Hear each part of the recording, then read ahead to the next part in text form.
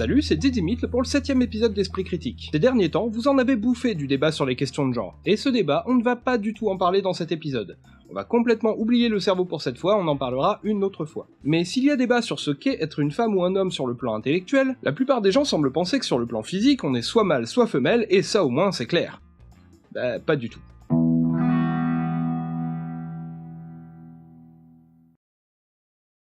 Tout ce qui est vivant se reproduit. Mais dans le monde du vivant, le sexe est une stratégie de reproduction très minoritaire. La grande majorité des êtres vivants sur cette planète sont constitués d'une seule cellule et se reproduisent tout simplement en se divisant en deux ou en se clonant. C'est aussi le cas de la plupart des plantes, et les champignons en général combinent la reproduction sexuée et asexuée. Quant aux espèces d'animaux et de plantes à fleurs, même si la reproduction sexuée est chez elles majoritaire, beaucoup d'espèces sont également capables de se reproduire de manière asexuée, comme les ronces, les pucerons, les requins, les abeilles ou les dragons de Komodo. Du coup, les biologistes ont longtemps considéré que le sexe était une stratégie de reproduction assez récente, et cherchaient à expliquer comment le sexe est apparu au cours de l'évolution. Mais une étude plus attentive des organismes unicellulaires nous montre qu'on pensait jusque-là le problème à l'envers. La reproduction asexuée produit des individus parfaitement identiques, avec le même ADN. La reproduction sexuée, au contraire, permet à deux individus de mélanger leurs ADN pour faire du brassage génétique, avec l'avantage que plus les gènes se mélangent, plus il y a de diversité dans l'espèce, et donc plus il y a de chances que certains individus survivent quand il y a un changement d'environnement. Mais en fait, le brassage génétique, ça existait bien avant le sexe. Dans les débuts de la vie, c'était plutôt la norme. Dans la soupe primordiale, les molécules organiques se mélangeaient et se recombinaient sans cesse. L'histoire de la vie, en fait, c'est l'histoire de la limitation progressive de ces échanges. L'apparition des membranes cellulaires a apporté un début de stabilité, mais même si les organismes unicellulaires se reproduisent par division ou clonage, ils n'ont pas attendu le sexe pour s'échanger des brins d'ADN, au contraire, ils le font en permanence et par des moyens très divers. Par exemple, en développant une excroissance qui va se planter directement chez le voisin pour y injecter de l'ADN. Ces échanges sont tellement fréquents, même entre des organismes très éloignés génétiquement, que la notion d'espèce est quasiment inapplicable chez les unicellulaires. En fait, le sexe, c'est ce qui reste comme méthode de brassage génétique pour les espèces qui ont perdu toutes les autres méthodes. C'est une façon de faire passer le brassage génétique par la reproduction, là où les autres espèces font les deux choses séparément. Donc la sexualité n'est jamais apparue, elle est un vestige des échanges génétiques beaucoup plus fréquents et aléatoires de nos ancêtres. On a tendance à penser que la reproduction sexuée implique d'avoir deux sexes, mâle et femelle. Mais là encore, la sélection naturelle est bien plus créative que nos préjugés d'êtres humains. Beaucoup d'espèces sont hermaphrodites, elles sont à la fois mâles et femelles. D'autres espèces peuvent changer de sexe, et certaines espèces de plantes à fleurs n'ont pas deux sexes, mais des centaines. Savez-vous pourquoi Nemo, le jeune poisson clown, ne pouvait pas être une femelle ? Attention, si vous voulez essayer de deviner la réponse, mettez sur pause maintenant parce que je vous donne la réponse dans 3, 2, 1... Parce que chez les poissons clowns, tous les individus naissent mâles. Ils vivent en groupe et seul l'individu le plus gros et le plus âgé est une femelle qui se reproduit avec le plus gros des mâles. Et quand la femelle meurt, le plus gros des mâles change de sexe et prend sa place pour se reproduire avec le mâle suivant. D'un point de vue biologique, les mâles sont comme des virus, ils ne sont pas équipés pour se reproduire par eux-mêmes. Ils utilisent le système reproducteur des femelles pour y insérer leur ADN et se reproduire par leur intermédiaire. Or, c'est justement parce qu'ils ne possèdent pas de système reproducteur propre que les virus ne sont pas considérés comme des êtres vivants. Donc, on pourrait même se demander si les mâles méritent le qualificatif d'être vivant. Et oui. Mais il y a quand même une différence entre les virus et les mâles, c'est que les femelles semblent faire beaucoup d'efforts pour se faire infecter. Dans toutes les espèces vivantes, les femelles sont parfaitement équipées pour se reproduire toutes seules. Elles pourraient se cloner en produisant un œuf de la même manière qu'elles multiplient toutes les cellules de leur corps, c'est-à-dire en les divisant en deux. C'est d'ailleurs comme ça que font les espèces animales qui pratiquent la reproduction non sexuée, et ça s'appelle la parthénogénèse. Mais dans la reproduction sexuée, quand la femelle produit un ovule, elle l'ampute elle-même de la moitié de son ADN pour faire de la place et accueillir la moitié d'ADN venu du mâle. C'est la grosse différence avec l'infection par un virus. Bon, si c'est si facile pour une femelle de se reproduire toute seule, pourquoi ça n'arrive pas plus souvent ? Eh bien en fait, ça arrive souvent. Dans l'histoire de la sélection naturelle, régulièrement, des espèces développent la parthénogénèse et arrêtent de se reproduire par le sexe. Du coup, les mâles disparaissent, et il ne reste plus que des femelles qui se clonent encore et qui sont donc toutes identiques. Mais ça veut dire que la dernière méthode de brassage génétique dont disposait encore cette espèce a disparu. Et dans la sélection naturelle, l'isolement génétique, c'est la disparition programmée au moindre changement d'environnement. Donc, dans l'histoire du vivant, il arrive très souvent que des espèces perdent la reproduction sexuée, mais elles ne survivent pas très longtemps. Plutôt qu'un virus, en fait, il faut voir les mâles comme une stratégie des femelles pour mélanger leurs gènes avec les autres femelles, en produisant des êtres incapables de se reproduire par eux-mêmes, mais capables d'aller injecter des bouts d'ADN de leur mère dans la descendance des autres femelles. Les mâles sont donc des intermédiaires créés par les femelles pour assurer le brassage génétique et survivre au changement de l'environnement. Les mâles, en fait, c'est une version un peu plus sophistiquée des excroissances des bactéries qui vont se planter chez leurs voisines. Attention, je vais maintenant parler du sexe biologique chez les êtres humains, et pour simplifier le propos, je vais utiliser les termes homme pour un corps ayant des attributs mâles et femme pour un corps ayant des attributs femelles. Je rappelle que nous parlons ici strictement de l'aspect physique, sans préjuger de la façon dont les gens s'identifient ou non à tel ou tel genre. Comment différencier un homme d'une femme ? C'est une question à laquelle les différentes cultures ont donné des réponses assez variées au fil du temps. Des définitions qui permettaient plus ou moins de nuances et d'exceptions, mais tant que la science n'avait pas commencé à mettre son nez dans ces questions, il s'agissait plus ou moins de vérifier si la personne avait un pénis ou un vagin. Le problème, c'est qu'un petit pénis ressemble fortement à un gros clitoris externe, et inversement. Et un vagin pas très ouvert ressemble furieusement à un scrotum pas bien fermé, et inversement. Alors il y a des cas litigieux, mais on va y revenir plus tard. Avec la découverte des chromosomes, on a cru avoir trouvé un critère objectif. C'est ce qu'on vous a appris à l'école. Les femmes ont des chromosomes XX et les hommes ont des chromosomes XY. Alors d'abord, la détermination sexuelle par les chromosomes XX et XY ne concerne que les mammifères. Chez les oiseaux et certains poissons et insectes par exemple, c'est un système avec des chromosomes ZWZZ où ce sont les mâles qui ont deux chromosomes identiques. Notons que dans ce système-là, il arrive parfois un phénomène étrange appelé gynandromorphisme, dans lequel un individu a un côté mâle et un côté femelle. Pour certains reptiles, c'est la température d'incubation des œufs qui détermine le sexe des individus. Et comme l'évolution fonctionne par tâtonnement, aucun de ces systèmes biologiques ne fonctionne de manière aussi tranchée qu'on pourrait l'imaginer. Il existe des individus porteurs d'un seul chromosome X, des individus XXX, des individus XXXX, XXY, XXXY, XXYY, XYY, et il existe aussi des hommes XX et des femmes XY.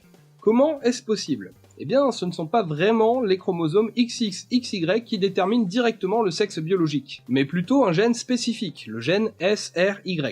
Lorsqu'il est présent, les gonades se différencient en testicules, et lorsqu'il est absent, elles se différencient en ovaires. Donc le sexe féminin est le sexe par défaut, ce qui est logique du point de vue de la sélection naturelle puisque c'est le seul sexe indispensable à la reproduction. Habituellement, le gène SRY se trouve sur le chromosome Y, ce qui explique que le système XXXY corresponde souvent à la différenciation sexuelle. Souvent, mais pas toujours, parce qu'il arrive que le gène SRY soit absent du chromosome Y, ou qu'il se retrouve sur un chromosome X. Bon, du coup, ça y est, on a trouvé un critère, le gène SRY. Eh ben non, toujours pas.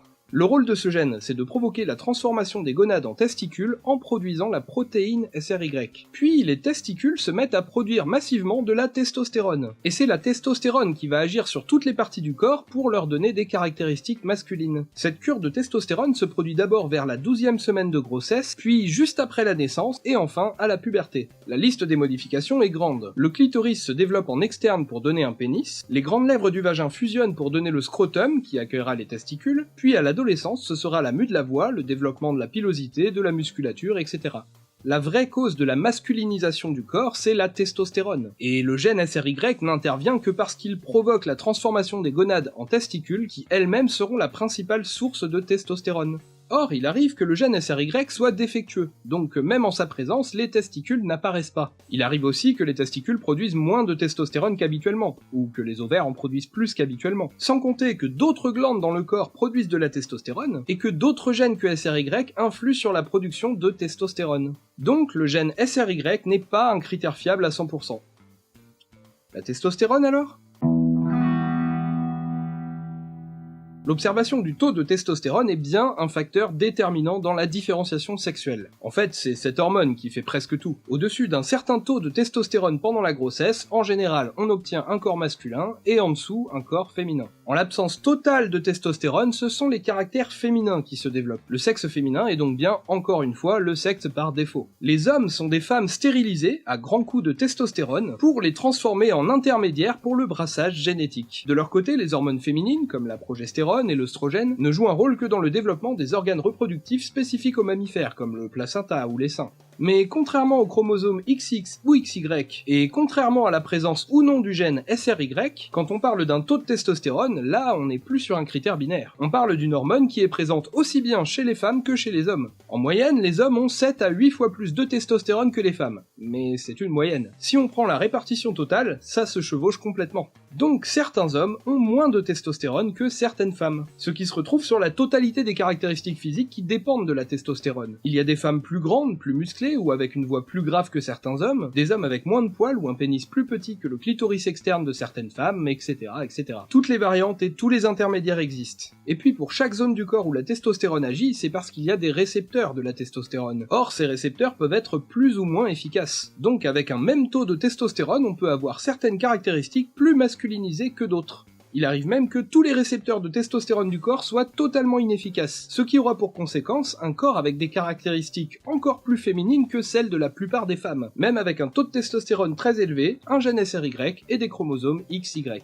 Pour les biologistes, la définition de mâle et femelle est minimale. Sont mâles ceux qui produisent de petits gamètes, les spermatozoïdes, et sont femelles celles qui produisent de gros gamètes, les ovules. Sauf qu'il existe des spermatozoïdes énormes et des ovules minuscules chez certaines espèces. Et si on prenait ce critère pour définir les hommes et les femmes, alors il faudrait refuser aux personnes prépubères, stériles ou ménopausées le statut de femme ou d'homme.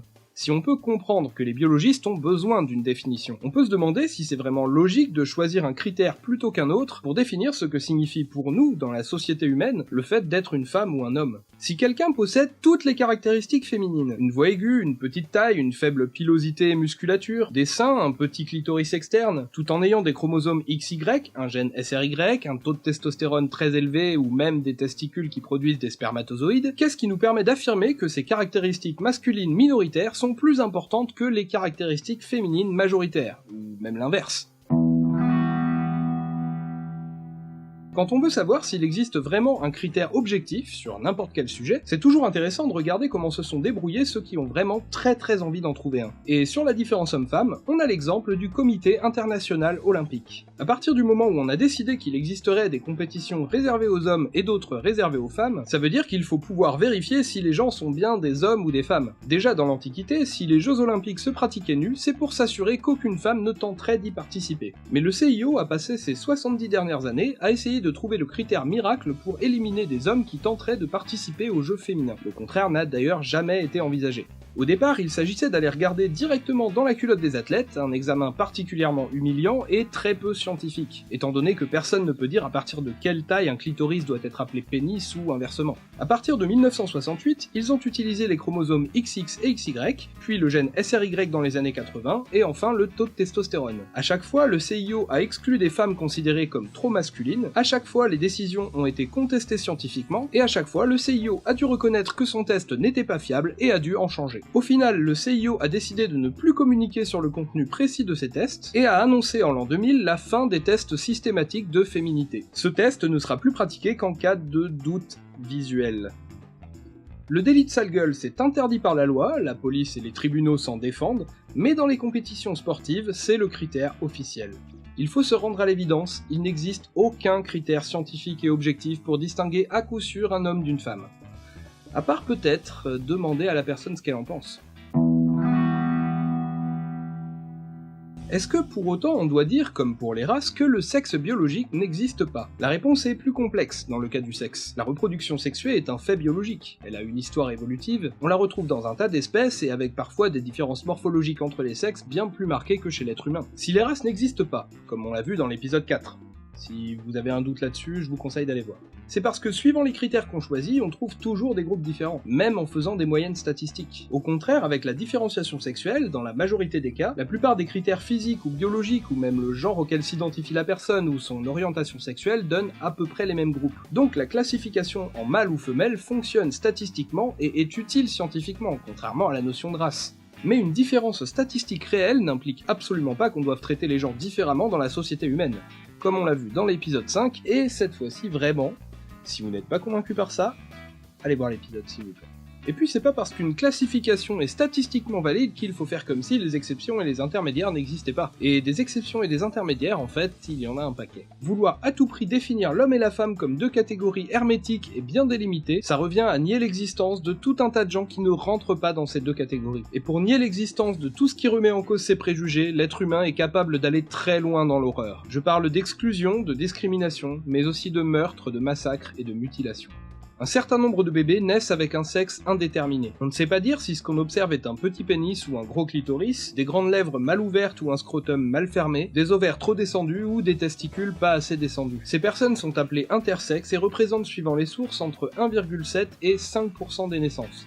Ça fait beaucoup de monde. Mais comme on veut se persuader qu'il n'y a que deux catégories possibles, on refuse de voir les intermédiaires comme des intermédiaires, et on va décider arbitrairement que ce sont des garçons mal formés ou des filles mal formées. C'est comme ça que les médecins l'annoncent aux parents, et souvent quand on vous dit que votre enfant est mal formé, eh bien vous voulez qu'il ne le soit plus. Alors on opère à la naissance et on donne des traitements hormonaux pour forcer la biologie à faire un choix qu'elle n'avait pas fait. Si ça vous semble normal, imaginez qu'on décrète que l'humanité se divise en blonds et bruns, qu'on considère les châtains comme des blonds mal formés ou des bruns mal formés, et qu'on leur administre d'office un traitement pour brunir ou blondir leurs cheveux. Ce serait absurde, non ? Pourtant, c'est ce qu'on fait avec les organes génitaux, et les conséquences sont bien plus lourdes. On considère avec raison l'excision comme une mutilation horrible. Certains voient la circoncision de la même manière, mais en Occident, quand on opère d'office des nourrissons parce que leurs organes génitaux ne correspondent pas à nos préjugés, on appelle ça de la médecine. Dans la plupart des cas de sexe indéterminé à la naissance, on décide que ces enfants seront des filles.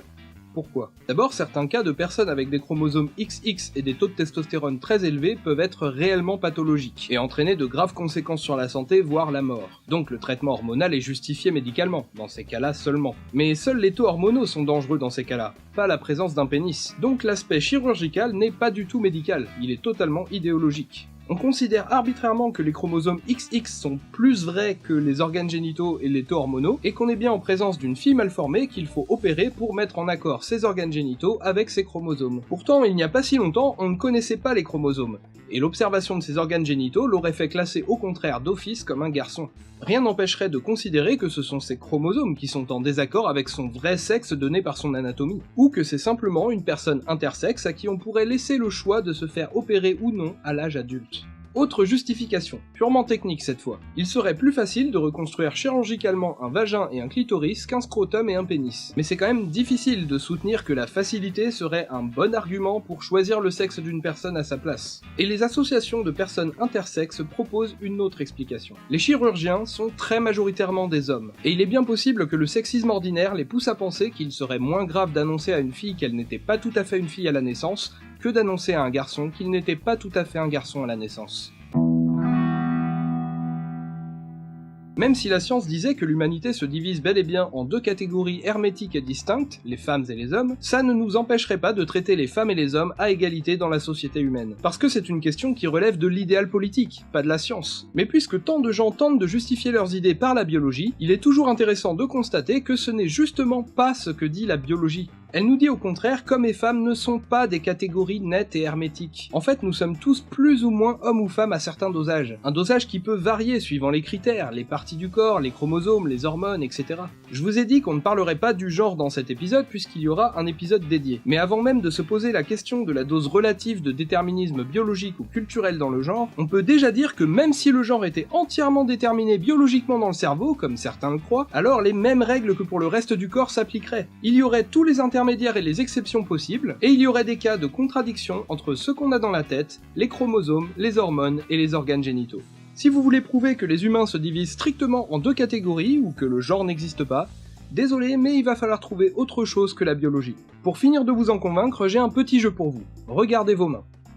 Quand vous étiez dans un utérus, la testostérone a plutôt fait pousser votre annulaire, et à moindre échelle, l'œstrogène a plutôt fait pousser votre index. Du coup, si vous mettez à plat votre main sur une table et vous comparez la taille de votre index avec votre annulaire, vous aurez une idée du taux d'hormones que vous avez reçu quand vous étiez fœtus. En moyenne, les personnes avec des chromosomes XX ont l'index et l'annulaire de la même taille, ou l'index légèrement plus grand, et les personnes avec des chromosomes XY ont au contraire l'annulaire plus grand que l'index. Je sais, ça paraît bizarre, mais ça marche vraiment. Ça s'appelle l'indice de Manning, et ça a été utilisé par exemple pour déterminer que les empreintes de mains laissées dans les grottes à la préhistoire étaient faites autant par des femmes que par des hommes. Mais si vous avez bien compris l'épisode, vous savez que sur ce critère-là, comme sur tous les autres, il y a tous les intermédiaires et les exceptions possibles. En fait, il y a plus de 40% de l'humanité pour qui ce critère est contradictoire avec les autres. Alors prenez-le pour ce que c'est, non pas un indicateur pour déterminer si vous êtes plus ou moins homme ou femme, mais simplement un indicateur du taux de testostérone que vous avez reçu pendant la gestation et des qualités des récepteurs de la testostérone de votre annulaire. Et si vos doigts disent autre chose que vos organes génitaux, vos chromosomes, vos hormones ou le genre que vous avez dans la tête, pas de panique. C'est juste la biologie qui vous rappelle qu'elle ne se laissera pas instrumentaliser aussi facilement que ça. Voilà, c'était le 7ème épisode d'Esprit Critique. Si ça vous a plu, n'oubliez pas les partages, les abonnements, les pouces bleus, les petites cloches, etc. Et si vous voulez soutenir la chaîne, il y a Tipeee. Alors d'après les nouvelles règles de YouTube, je ne peux plus mettre de liens dans les vidéos pour Tipeee, ou pour d'ailleurs des liens externes, comme par exemple les sources des épisodes, tant que je n'ai pas activé la monétisation de la chaîne. Alors j'ai fait la demande d'activation de la monétisation sur la chaîne en général pour pouvoir remettre des liens, mais après la monétisation ça s'active sur chacune des vidéos, et pour l'instant je compte pas le faire. Donc pour l'instant vous aurez toujours pas de pub sur les vidéos, jusqu'à ce que je me dise que vraiment Tipeee me suffit plus et que j'ai plus le choix. Mais de toute façon, comme YouTube a pris du retard dans la validation des chaînes, et ben c'est toujours pas activé. Donc désolé, pour le moment, je peux pas mettre les liens qu'il faudrait que je mette. Mais dès que ce sera possible, et ben je les rajouterai dans toutes les vidéos. Sinon, je voulais vous dire que je suis très content de toute cette nouvelle vague de vues et d'abonnés qui est arrivée avec l'épisode 6. Il faut dire que Franc-Maçon et Illuminati, je me doutais bien que c'était un peu vendeur comme titre. Bienvenue à tous les nouveaux abonnés, on doit être pas loin de 5000 maintenant. Merci aussi aux nouveaux tipeurs, les sommes que je gagne sont pas encore faramineuses, mais ça m'aide déjà pas mal. Je vous prépare encore plein de surprises sur la chaîne et j'espère que tout ça vous plaira. Allez, à bientôt!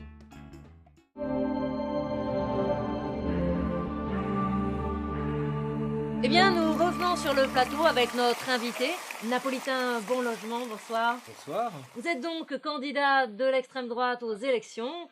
Qu'est-ce que vous avez pensé de cet épisode? Alors d'abord, je voudrais revenir sur ce que vous avez dit, je ne suis pas d'extrême droite. Il y en a assez de ce clivage entre la gauche et la droite qui ne veut rien dire. Moi, je veux réunir la gauche et la droite au-delà des clivages pour enfin retrouver notre gloire passée. D'accord, mais donc, qu'est-ce que vous avez pensé de cet épisode? Alors, j'ai adoré.